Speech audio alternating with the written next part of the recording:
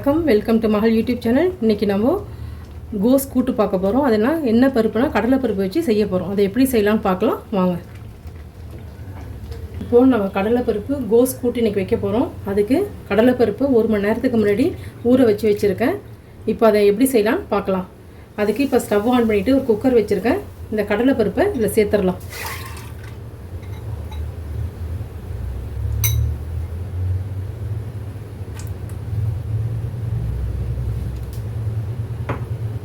அது கூடவே கொஞ்சமாக பெருங்காயத்தூள்,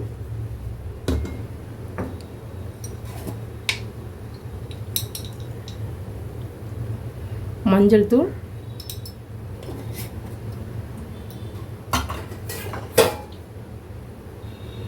ஒரு பல்லாரி, ஒரு சின்ன பல்லாரி, ஒரு தக்காளி, ஒரு 2 பல் பூண்டு, பச்சை மிளகாய். சரிங்களா? இதை சேர்த்துக்கலாம். இதுவே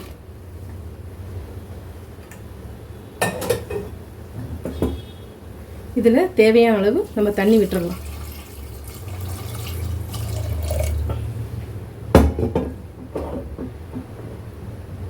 இப்போ இது நல்லா கொதித்து வரும்போது நம்ம மேலே மூடி போட்டு விசில் போட்டுடலாம்.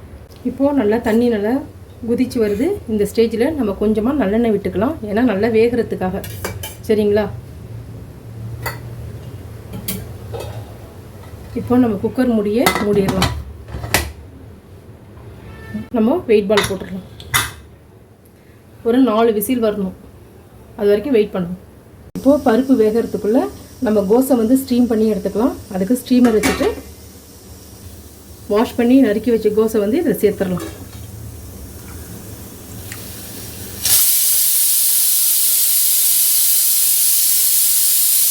இப்போ மஞ்சள் தூள் சேர்த்துக்கலாம்.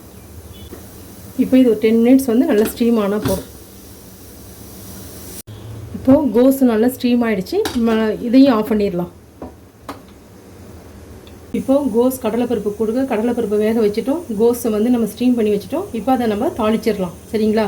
அதுக்கு ஸ்டவ் ஆன் பண்ணிவிட்டு ஒரு பேன் வச்சுட்டு ஒரு 2 ஸ்பூன் எண்ணெய் விட்டுக்கணும். இப்போ எண்ணெய் சூடானதும் கொஞ்சமாக கடுகு, கொஞ்சம் உளுத்தம்பருப்பு, கொஞ்சம் சீரகம், கொஞ்சம் சோம்பு வேணா போட்டுக்கலாம், என்ன விட்டுருங்க. நெக்ஸ்ட்டு 2 காஞ்ச மிளகாய்.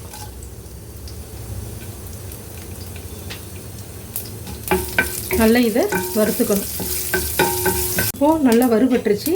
இந்த ஸ்டேஜில் கருவேப்பிலை கொஞ்சம் சேர்த்துக்கலாம். நெக்ஸ்ட்டு வெங்காயம், அதில் பாதி வெங்காயம் நறுக்கி வச்சுருக்கேன், அதையும் சேர்த்துக்கலாம்.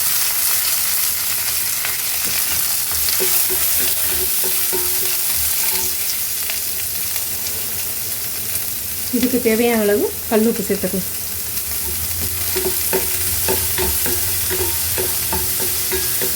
வெங்காயம் கொஞ்சம் நல்லா வதங்கட்டும். இப்போது வெங்காயம் நல்லா வதங்கிடுச்சு. இந்த ஸ்டேஜில் நம்ம ஸ்டீம் பண்ணி வச்சுருக்கோம்ல கோஸ், அதையும் நம்ம இதில் சேர்த்துக்கலாம்.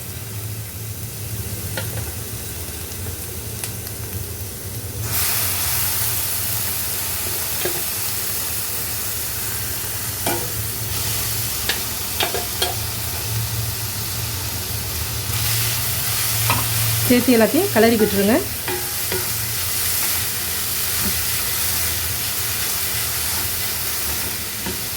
கோஸ் பொரியலும் இந்த மாதிரி டைப்பில் செஞ்சால் நல்லாயிருக்கும்.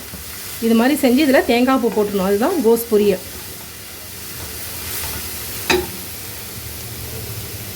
இப்போ இதில் தேவையான அளவு கொஞ்சம் மிளகாத்தூள், குழம்பு மிளகாத்தூள் சேர்த்துக்கலாம். கொஞ்சமாக சேர்த்துக்குங்க. ஏன்னா நம்ம பச்சை மிளகாய் ஆல்ரெடி சேர்த்துருக்கோம். அதனால் கொஞ்சமாக சேர்த்துக்குங்க.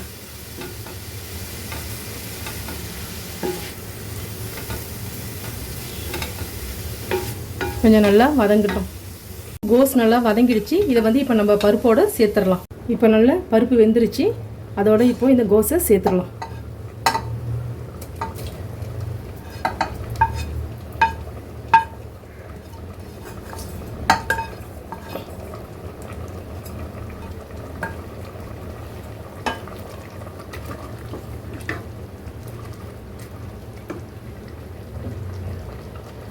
இப்போ மீதி இருக்கிறத கொஞ்சமாக தண்ணி கலந்து நம்ம சேர்த்துறோம். இப்போ இது நல்லா கொதித்து வரணும். கடலைப்பருப்பும் கோஸும் நல்லா சேர்ந்து கொதித்து வரணும் நல்லா.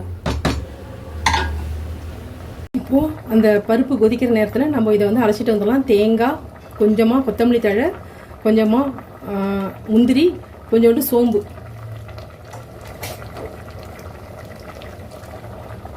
இதை வந்து நம்ம மிக்ஸி ஜாரில் போட்டு அரைச்சிடலாம்.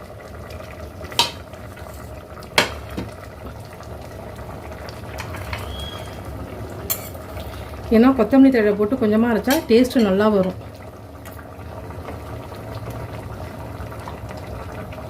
இதை நம்ம இப்போ அரைச்சிட்டு வந்துடலாம்.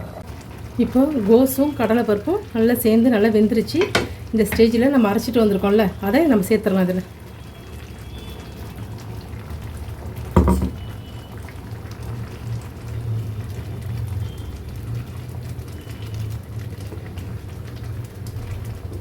மீதி இருக்கிறத நம்ம தண்ணி கலந்து சேர்த்துடலாம்.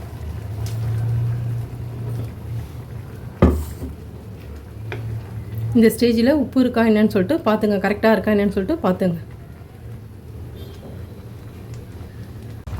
இப்போது நல்லா ஒரு 5 மினிட்ஸ் நல்லா கொதிச்சிருச்சு. இப்போ நம்ம கொத்தமல்லி தழை வீட்டில் இருந்தால் அதை மேலே கொஞ்சம் தூவிக்கிங்க.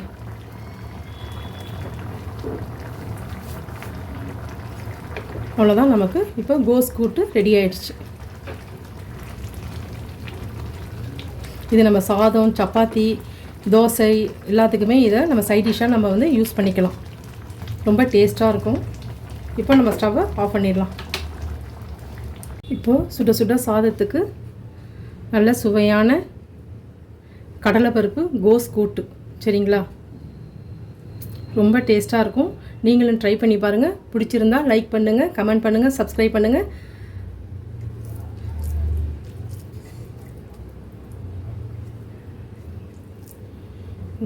Thank you.